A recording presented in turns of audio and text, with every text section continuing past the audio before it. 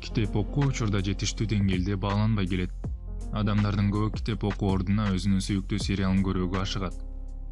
Бул видеодо мен китеп окуудан кандай пайда болор жөнүндө айтып бермекчимин. Китептен алган баардык маалыматтар көрүнбөгөн катмар менен силердин аң сезимиңерге сакталып калат. Канчалык көп окусаңыз, ошончолук дүйнөгө болгон көз карашыңыз, кругозоруңуз кеңейет. Жана айланадагы адамдардын ойлоруна көз каранды болбой, ар кыл ситуацияларда башка бурчтан караганга туура жыйынтыктарды чыгаруу жөндөмүңүз өнүгө баштайт.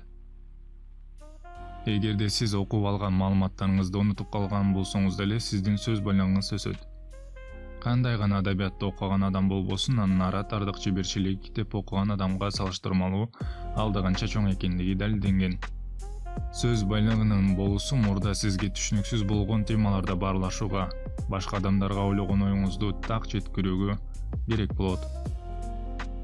Эс тутум жакшырат.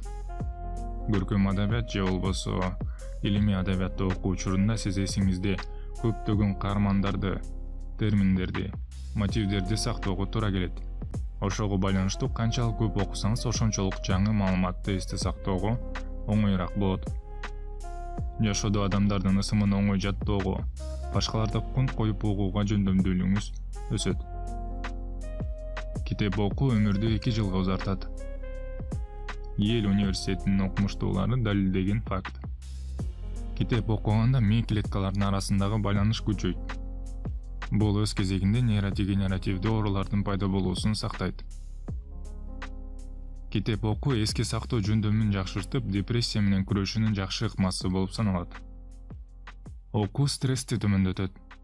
Окумуштуулар менен дарыгерлер стресстин адам организминдеги оорулардын 60%-нын себепчиси болоорун айтып келишет.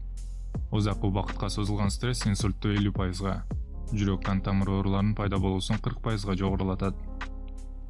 Ал эми китеп окуу стресстин деңгээлин 68%-га төмөндөтө алат экен.